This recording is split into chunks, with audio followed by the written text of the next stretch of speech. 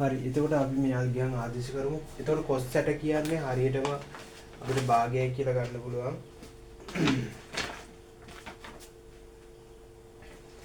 cos 60 භාගයක් වෙනවා. ඊට new capital M දන simple M වතාවක් G L sin 60 කියන්නේ මූල 3 බෙදීම 2යි ඍණ capital M G L cos 60 කියන්නේ ආයි භාගේ මෙතන භාගයයි මෙතන බෙදීම දෙකක් තියෙනවා. දැන් භාගයක් කියනවා ආයේ 4ක් වෙනවානේ.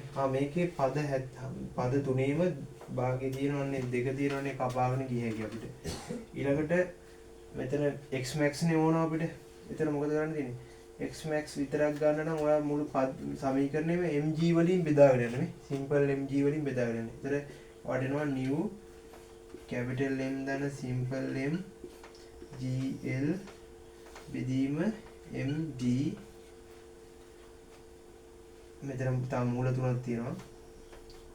මූල තුන ඍණ capital M simple G L බෙදීම 2යි simple M G මේ බෙදීම simple M G G to G කපන්න මෙතන. මේකේ G to G කපන්න. ඉතින් අපිට සමීකරණ ලියන්න පුළුවන්. මම උඩ ලියන්නම්. x max සමානයි මූල 3යි මූල 3 මම ඉස්සරහට ගන්නම්. new capital M දන simple M බෙදීම simple M වතාවක් L ඍණ capital M L බෙදීම 2යි simple M කියලා එනවා. ඔන්න සමීකරණය. x max වලට අදාළ සමීකරණය ওই විදිහට අපිට ගන්න පුළුවන්. හරි. එතකොට ඒ කොටසත් හරි. එතකොට ඔයා x max හොයන්න ඕන new වලුයි capital M වලුයි simple M වලුයි L වලුයි විතරයිනේ. එතකොට ඒ පද යොදාගෙන අපි x max වලට ප්‍රකාශයක් ලිව්වා. ඊළඟට ඔයාගේ රෝම ඉලක්කම් තුනෙන් අහන්නේ මේ අගයන් ටික දැන් දීලා තියෙනවා. capital M කිලෝ 20ක්ලු. හරිද? capital M කියන්නේ ඉනිමගේ ස්කන්ධයේ කිලෝ 20ක්ලු. මේ simple M මේ මිනිසාගේ ස්කන්ධයේ කිලෝ 70ක්ලු. ඉනිමගේ දිග මීටර 6ක්ලු. නිව්වලාගේ 0.3යි නම් ඔයාගෙන් අහනවා x max වල අගය කීයද කියලා. අපි බලමු දැන්. මේකට ආදේශ කරමු. ඉතින් මම ආයෙ ලියන්නේ x max සමානයි මූල 3 ඔයාලට ගන්න කියලා තියෙන 1.7යි කියලා. එහෙනම් මම කෙලිම 1.7යි කියලා ලියනවා. වතාවක් new කීයද 0.3යි වරන් ඇතුලේ capital M කීයද 20යි simple M කීයද 70යි L කීයද 6යි බෙදීම simple M කීයද 70යි ඍණ capital M කීයද capital M අපිට ගත්තේ 20යි L 6යි දෙක වතාවක් simple M කීයද 70යි. එතන මේ ටික සුළු කරලා බලමු අපි 14ක් 3 ගමුකෝ මෙතන 14ක් 3 4ක් 3 21යි දෙකක් ඉදිරි 3ක 3යි 51යි 0.5යි 1යි මේ දශම ස්ථාන දෙකක් ඉස්සරහට තිබා 0.5යි 1යි කියලා එනවා. 70යි 21 තුනන් 90යි 90 වතාවක් 6 බෙදීම 70. ඊන මෙතන 6 වර මෙතන දෙකට දෙක කපන්න 10යි. මේ බිඳුවට මේ බිඳුව කපන්න. ඊට 6 බෙදීම 7යි කියලා එනවා. 6 බෙදීම 7යි. මේ ටික සුළු කරපුවාම ඔයාලට බිඳුවට බිඳුව කැපුව හැකි.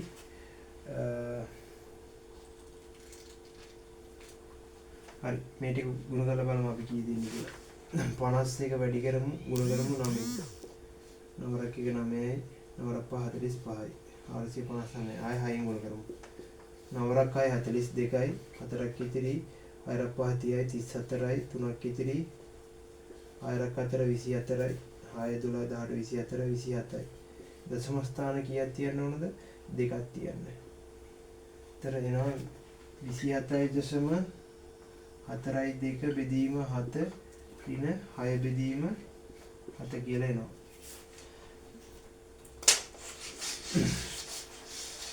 දෙකටම 7 පොදු හින්දා අපි මේක අඩු කරමු. 27.4 දෙකෙන් අඩු කරන්න 6ක්.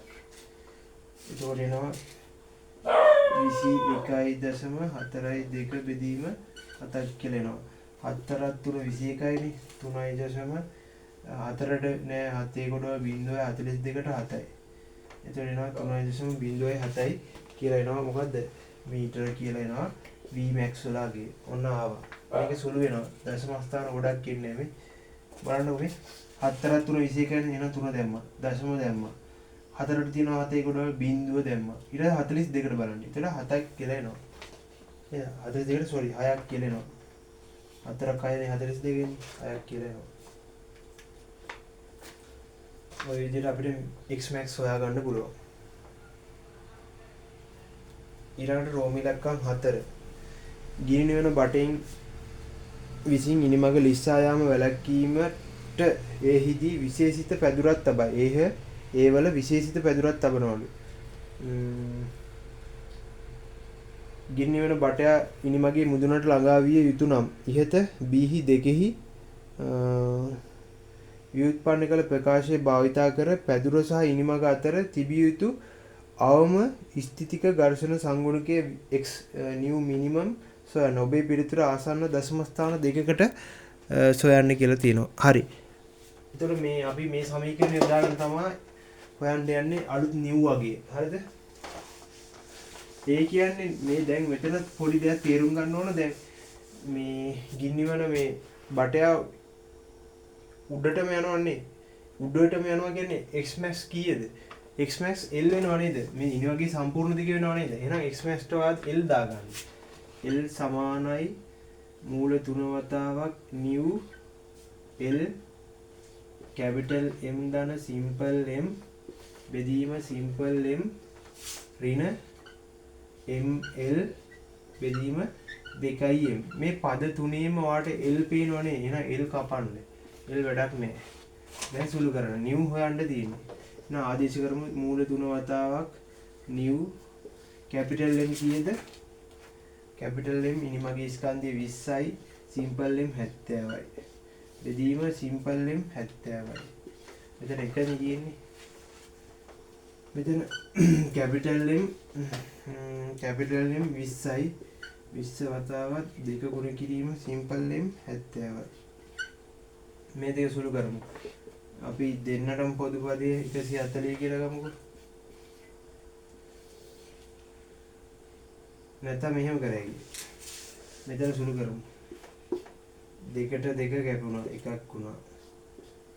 එක බෙදීම 7 කියලා යනවානේ. මේ ඍණ එක බෙදීම 7 මෙහෙට ඇදි ධන එක බෙදීම 7ක් වෙනවා.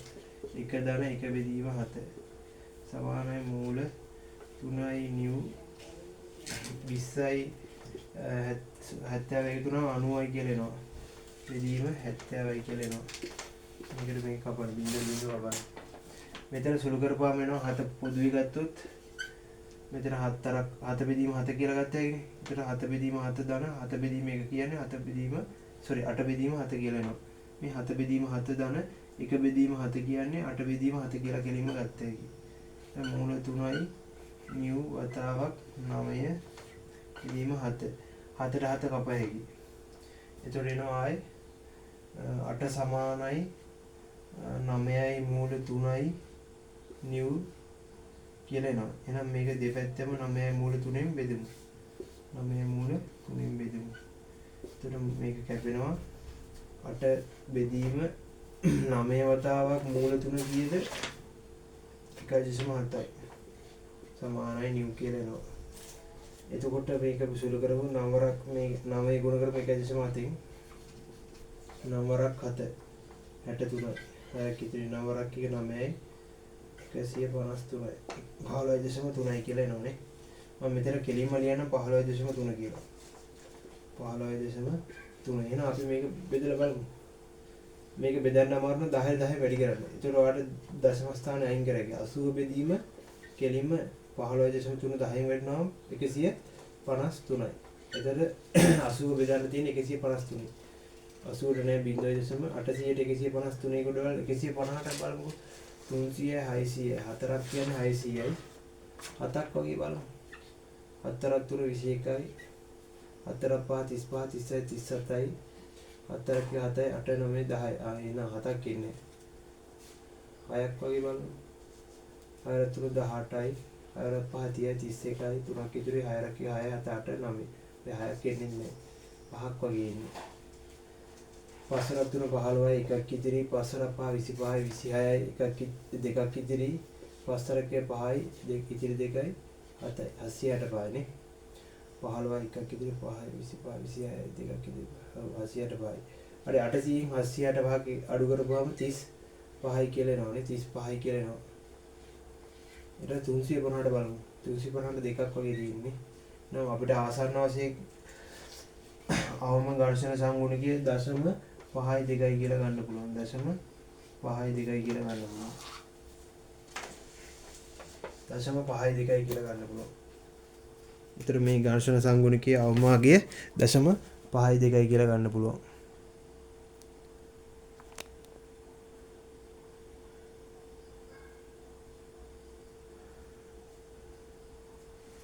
හරි. ඊළඟට යමු අපි ඊළඟ කොටසට. ඒතර B කොටසේ මම හිතන්නේ රෝම ඉලක්ක 4 හරි. ඊට C කොටස ඔයාලගේ යාන්ත්‍රික විද්‍යාවේ ප්‍රශ්නේ C කොටස. ඒකත් මේ ගින්නවන අවස්ථාවට අදාළවම තමයි දීලා තියෙන්නේ. ඒත් වෙනම ප්‍රශ්නයක්. හරිද? මේකත් වෙනම ප්‍රශ්නයක්. ඒතර මේ තොරතුරු ටික ඕනේ. ඒ ප්‍රශ්නේ හදන්නේ. ඒතර ඒක වෙනම කතාවක් කියන්නේ බලමු. C රූපය. sorry C ප්‍රශ්නේ රූපයේ තුනෙහි දැක්කෙන පරිදි ගින්නිවන බටෙක් ඉහළට ගොස් පුද්ගලයෙකු බේරා ගැනීම සඳහා කඹයක් සහ කප්පියක් භාවිතා කරයි.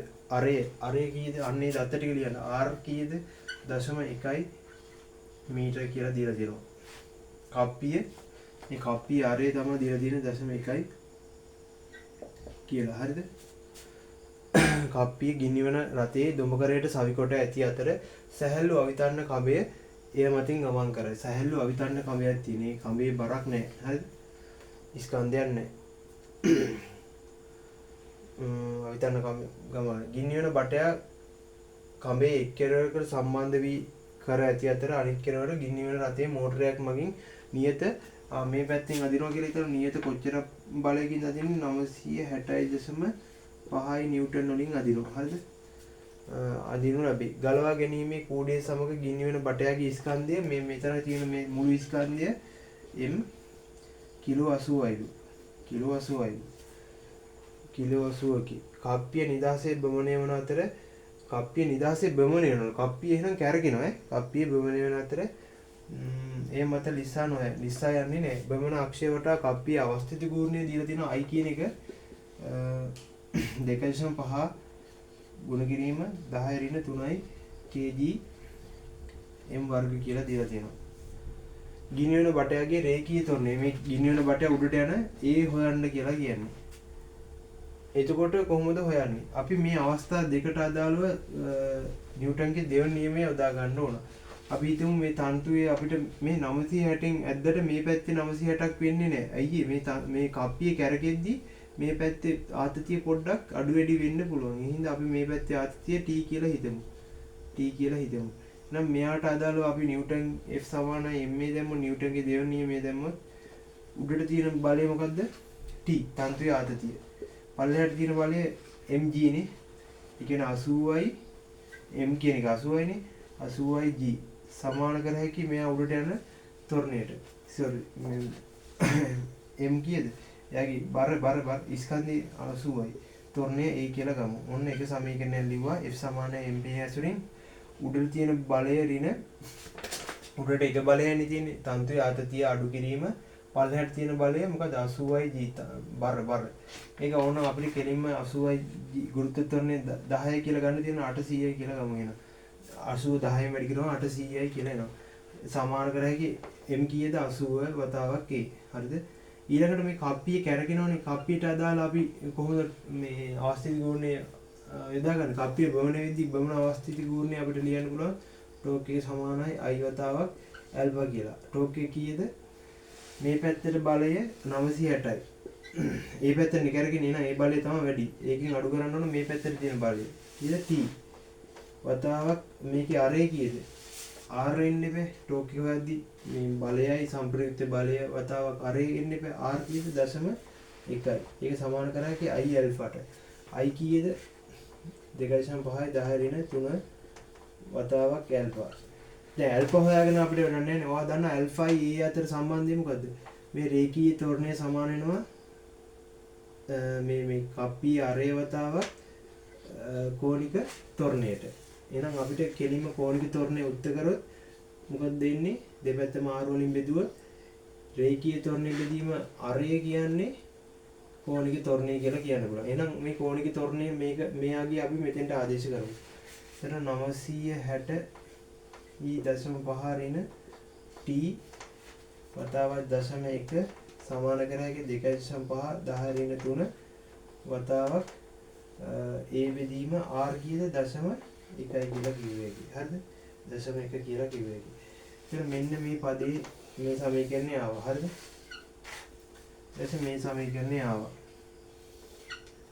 මෙන්න මේ සමීකරණේ a මෙන්න මේ සමීකරණේ a සමානයි. ඒ දෙක සමාන කරලා අපි තන්තුවේ ආතතිය හොයාගමු ඉස්සෙල්ලා. t කියන එක හොයාගමු අපි ඉස්සෙල්ලා. හරිද? මේ දෙක විතරයි ඕන දැන් අපිට. මම මේ ටික මකනවා. අපි තන්තුවේ ආතතිය හොයාගත්තොත් අනිවාර්යෙන් ත්වරණය හොයන්න පුළුවන්. මෙතන ඒ උත්තර කරගත්තොත් t ඍණ 800 සමාන බෙදීම 80 තමයි ඒ කියන්නේ. මෙන්න එක පදයක්. මෙතන ඒ උත්තර කරගත්තොත් මේ 960.5 ඍණ t වතාවක් 0.1 වතාව මේ 0.1 මෙහෙටදී ගුණ කිරීමක් වෙනවා. එහෙනම් 0.1 අනිත්‍යව පල්ලෙහාට යන්නේ මේ 2.5 ගුණ කිරීම 10 ඍණ 3 පල්ලෙහාට යනවා. සමාන කර හැකි 8. මේක 2 කියලා ගමු. මේක 1 කියලා ගමු. එහෙනම් 1යි 2යි සමීකරණ මොකද්ද කරන්න පුළුවන්? සමාන කරන්න පුළුවන් අපිට. සමාන කරන්න පුළුවන්.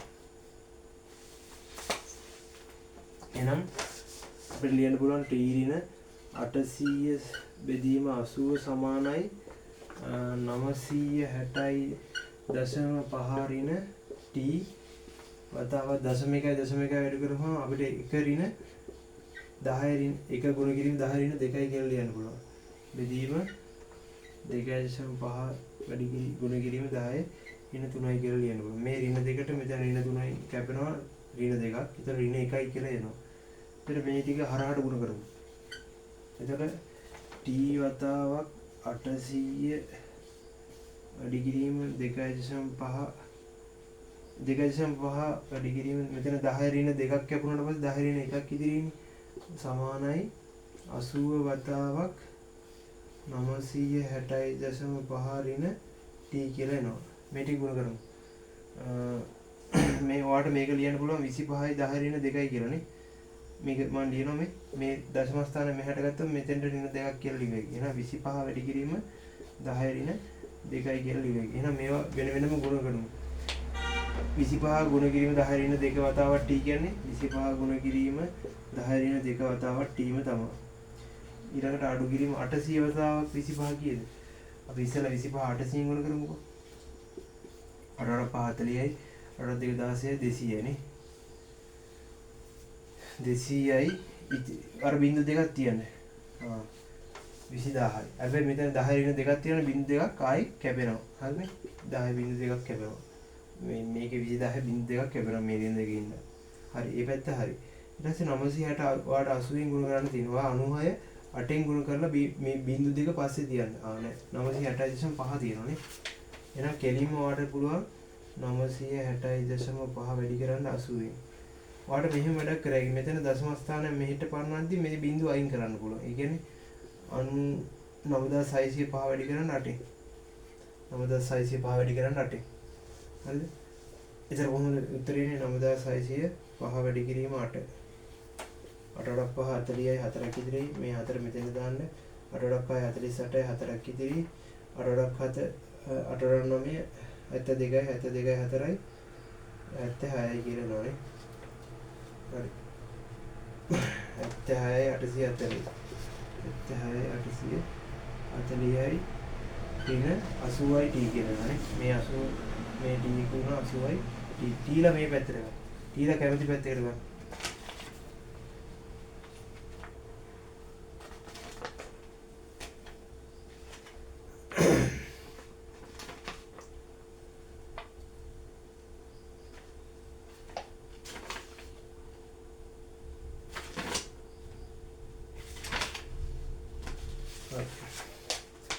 මේ ඍණ 80යි t මෙහෙට ගෙනවා. ධන 80යි t වෙනවා. 80යි t ධන 25 වැඩි කිරීම 10 ඍණ 2.25 කියලා ලියන්න පුළුවන්. 0.25 t මේ පැත්ත 77840 මේ ඍණ 200 මෙහෙටදී ධන 200ක් වෙනවා. එතන මෙතන උත්තරේ එනවා වාට 80.25යි t සමාන කර හැකි කෙලින්ම 77840ට 740ට එකතු කරන්න තියෙන 200ක්. තර 0.4යි 10යි එකක ඉදිරි 77040යි කියලා එනවා. 77040යි කියලා එනවා. තර t වලට මේක බෙදන්න 80.25යි 80.25යි. තර t හොයාගත්ත එක අපිට බලමු t කීයද දෙන්නේ කියලා.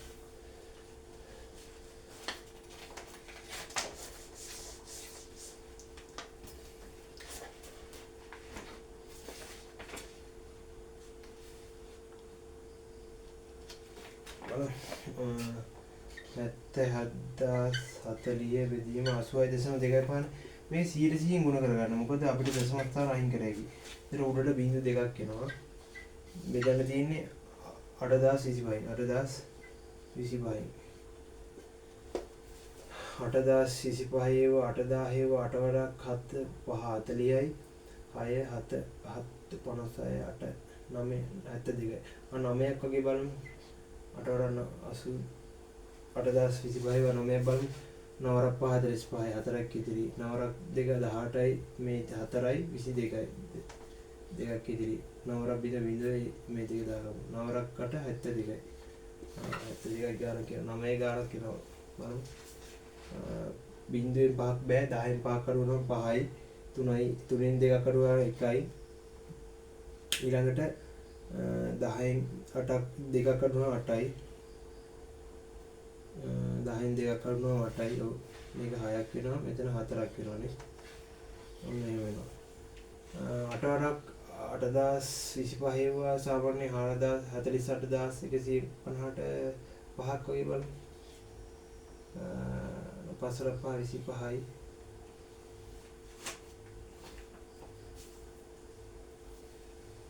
මෙතන මේ පොඩකින් 9 ගත්තා 5යි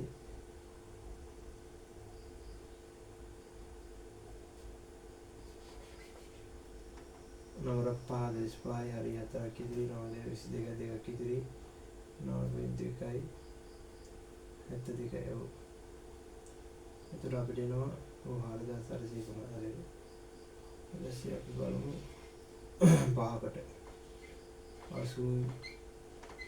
25 5ක් 6ක් වගේ බලමු 6 වරක් 5 30යි 8 2 12යි 13 15යි එකක් ඉදිරි 6 වරක් 5 8 වරක් 48යි කෙලින්ම 6ක් එනවා 6ක් එනවා 48150යි කියලා එනවා බිංදුවයි 960යි එහෙනම් t කීයද t තමයි 960යි නිව්ටන් එනවා 960යි නිව්ටන් කියලා එනවා t කියන එක 960යි නිව්ටන් එහෙනම් අපිට a කියන එක හොයා ගන්න පුළුවන්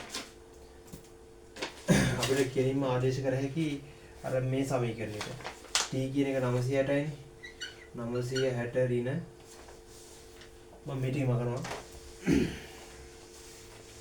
මේකට ආදේශ කරමු t කියන එක 960යි 960 ඍණ 800 බෙදීම 80 සමානයි a නේ 960න් 800ක් අඩු කරා 160යි 160 බෙදීම 80 සමානයි a ට එහෙනම් කීයද 160 බෙදීම 80 කියන 2යි ms ඍණ 2 තමයි තොරේ රේඛීය තොරණේ 2යි ms ඍණ 2 එහෙනම් මෙයා උඩට යන තොරණේ මොකද්ද 2යි ms ඍණ 2ක් එනවා. ඊළඟට පද්ධතිය නිශ්චලතාවයෙන් ආරම්භ වෙන්නේ නම් තප්පර 3කට පසු කප්පියේ කෝණික වේගය ඔමෙගා හා එහි භ්‍රමණ චාලක ශක්තිය ගණනය කරන්න. ඒතර ඔයාලට දීලා තියෙන දත්ත මොකද්ද? ඔමෙගා නෝට්. ඒ කියන්නේ ආරම්භක කෝණික ප්‍රවේගය 0යි. කාලය තප්පර 3යි.